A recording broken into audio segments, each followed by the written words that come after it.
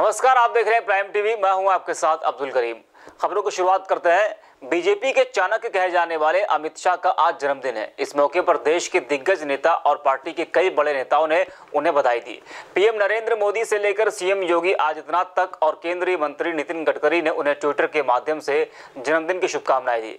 गृह मंत्री को जन्मदिन की बधाई देते हुए प्रधानमंत्री नरेंद्र मोदी ने लिखा, श्री अमित शाह जी को जन्मदिन की बधाई। अनलॉक के तहत फिल्मी थिएटर से लेकर सारी चीजें धीरे धीरे खोली जा रही हैं। इसी कड़ी में लखीमपुर खीरी में पर्यटकों के लिए दुधवा नेशनल पार्क को 1 नवंबर से खोल दिया जाएगा। पार्क के खुलते ही पर्यटकों को कोरोना के नियमों का पालन करना होगा।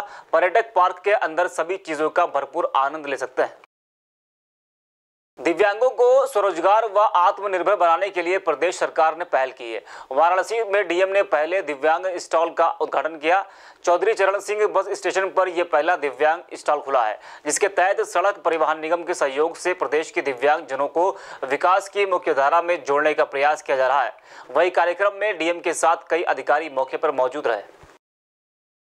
ये रोडवेज का और दिव्यांग संस्था का दोनों का जॉइंट उपक्रम है कि दिव्यांग लोगों के स्टॉल्स हम लोग लगवा के दिव्यांग लोगों के लिए स्वरोजगार है वो ज़्यादा प्रमोट कर सकें। तो रोडवेज का ये बहुत अच्छा इनिशिएटिव है। यहाँ के आरएम साहब ने दिव्यांग एक उम्मीद संस्था के साथ मिल के ये स्थान आइडेंटिफाई किया, फिर संस्था ने ये पूरा स्टॉल बनवा के यहाँ पे इंस्टॉल करवाया है। दिव्यांग लोगों के चयन की कार्रवाई एसीएम के अंडर में गठित कमेटी के द्वारा की गई है। जितने भी दिव्यांग लोगों ने अप्लाई किया उनका इंटरव्यू लेके उनमें से सुपात्र का चयन किया गया है। जिनका चयन आज यहाँ पे हुआ है वे खुद और उनकी वाइफ दोनों दिव्यांग हैं। तो ये दोनों इस कैंटीन का बहुत अच्छे संचालन कर सकेंगे। इसमें पैक्ड प्रोडक्ट ही बिकेंगे या भविष्य में जो ओडीओपी ये प्रोडक्ट हैं वो बिकेंगे। इससे यात्रियों को भी सुविधा होगी, साथ ही साथ जो हमारा रोडवेज का स्टाफ है उसको भी सुविधाएँ होंगी और इनको देख के बाकी दिव्यांगों को भी प्रेरणा आएगी कि वो खुद का स्वरोजगार भी डेवलप करें।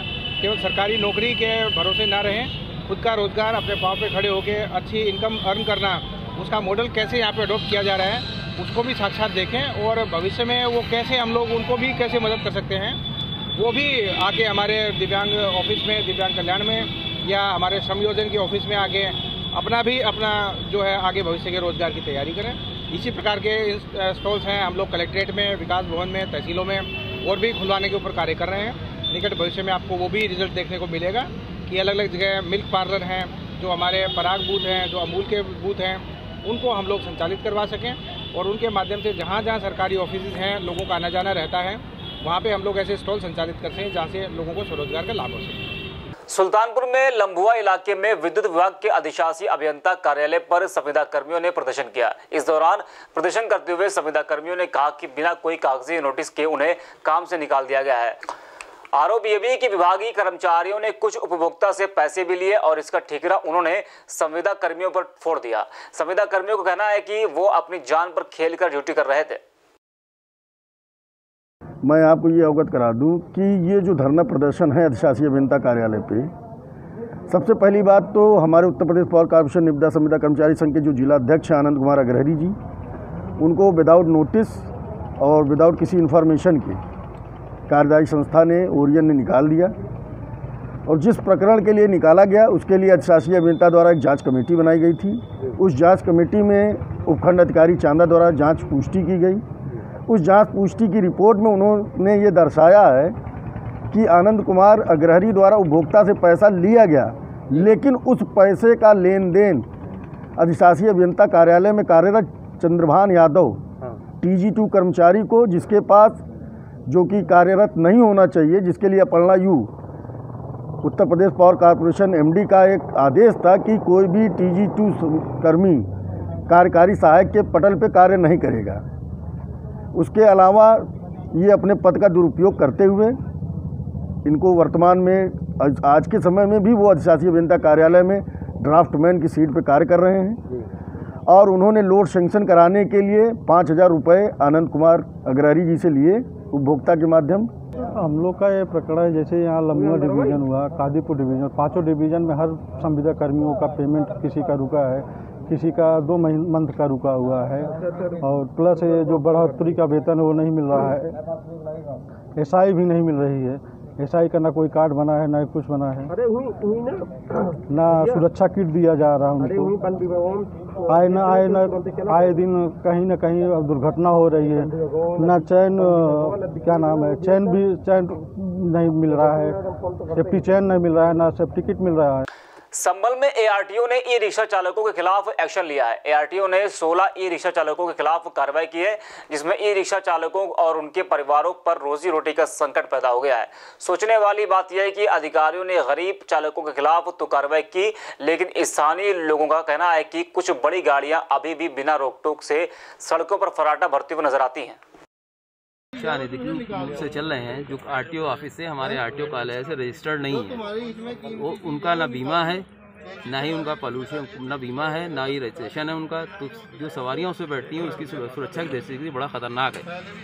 अगर कोई भी दुर्घटना होती है तो उसके लिए पूरी तरीके से जो है वो ई रिक्शा वाले, और ना कोई क्लेम मिलेगा ई रिक्शा वाले जो सवारी बैठती है, ना ई रिक्शा वाले को कोई क्लेम मिलेगा। इन अनधिकृत रूप से चलने वाले ई रिक्शा को जो है वो पुलिस विभाग, यातायात विभाग और परिवहन विभाग की संयुक्त कार्रवाई से सीज किया गया। कब तक चलेगा सर? ये अभी 2-3 दिन चलेगा अभियान, 2-3 दिन चलेगा। कितने सीज किए हैं? अभी आज 16 करीब लगभग 16 ई रिक्शे जो हैं वो सीज किए हैं। प्रतापगढ़ के नर्सिंग होम संचालक के भाई से बाइक सवार बदमाशों ने लूट की वारदात को अंजाम दिया था, लेकिन आज तक परिवार वालों को इंसाफ नहीं मिल पाया है। परिवार वालों का कहना है कि लूट के बाद उन्होंने कोतवाली पट्टी में शिकायत की थी, लेकिन एफआईआर दर्ज नहीं हुई है। पुलिस की कार्यशैली से नाराज होकर परिवार वालों ने आला अधिकारियों से कार्रवाई की मांग की है और एक्शन लेते हुए एफआईआर दर्ज कराने की मांग की है। हम पट्टी अपने हॉस्पिटल दया हॉस्पिटल से आ रहे थे 10:30 बजे रात में। कोई ऑपरेशन था, इस वजह से लेट हो गया। तो 1 किलोमीटर पहले, घर पहुंचने से 1 किलोमीटर पहले 2 लोग बाइक से पीछे से आकर के हमको रोक लिए।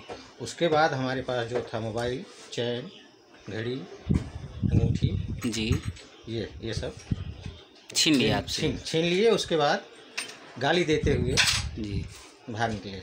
जी, तो आपने इसकी शिकायत पुलिस को की थी? जी, पुलिस को की है। जी, पुलिस ने इस मामले में आपसे क्या कहा? कुछ नहीं, अभी कोई नहीं किया। पुलिस कोई कार्रवाई नहीं करी? कार्रवाई नहीं। तो ये जो आप साथ छिनैती हुई थी, आप हॉस्पिटल से लौटते वक्त हुई थी छिनैती ये? तो उस समय आपके साथ और भी कोई था? जी नहीं, अकेला था। आप अकेले थे।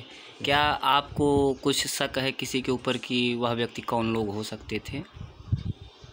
शक बन रहा है, लेकिन अभी ओपन नहीं कर सकते उसको, क्योंकि 100% श्योरिटी नहीं। जी, तो आप इस मामले में क्या चाहते हैं कार्यवाही पुलिस द्वारा? तो पुलिस कार्रवाई करे, मुलजिम को पकड़े। और क्या, यही चाहते हैं। मतलब आप चाहते हैं पुलिस आरोपियों को गिरफ्तार कर कार्रवाई करे। धन्यवाद डॉक्टर साहब। कानपुर के बादशाही नाग थाना क्षेत्र में प्लास्टिक गोदाम में अचानक भीषण आग लग गई। आग लगने की भनक लगते ही स्थानीय लोगों ने दमकल विभाग को सूचना दी, जिसके बाद दमकल विभाग ने मौके पर पहुंचकर आग को बुझाने की कोशिश की और दमकल कर्मियों ने बड़ी मेहनत के बाद आग पर काबू पा लिया।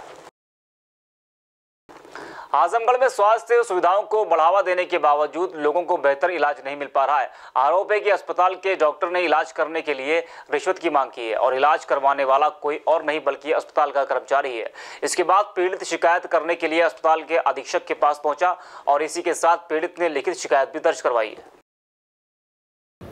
ये अभी इन्होंने वर्बल बताया है और इसके लिए हमने कहा कि नहीं, आप जो आपको पहले हमसे बताना चाहिए था और हमको एक रिटर्न लिख दीजिए। और दूसरे सर्जन को हमने कह दिया है, डॉक्टर सतीश कनौजिया को, वो कर देंगे इसका ऑपरेशन। सर आए दिन साथ में इनके रिटर्न शिकायत अगर ये नहीं देता तब भी मैं जो है इसके वर्बल उस पर करके उनसे जाँच करा के इस पर करूँगा। आए दिन सर मरीजों से शिकायत मिलती है कि चाहे ऑपरेशन के एवज में पैसे की डिमांड की जाती है। नहीं, अगर कोई आदमी इस तरह का संज्ञान में लाता है तो उस पर तुरंत कार्रवाई की जाए। मरीज ये कहने से डरते हैं कि अगर आप लोग इस चीज़ को वायरल करेंगे या करेंगे तो कहीं हमारा ऑपरेशन या मरीज के ऊपर दिक्कत आ जाएगी।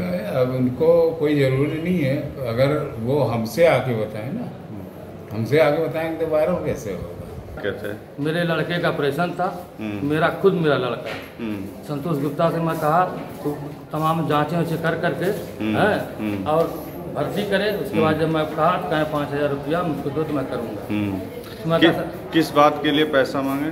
ऑपरेशन का, अपेंडिक्स का ऑपरेशन। मैं जब यहाँ कर्मचारी हूँ, पोस्ट हूँ, तो जो मेरे साथ इस तरह से हो रहा है जो कि पीछे लिखा हुआ है ऑपरेशन के जो सरकारी शुल्क हैं, पीछे आपके लिखा हुआ है जी, उसके अलावा?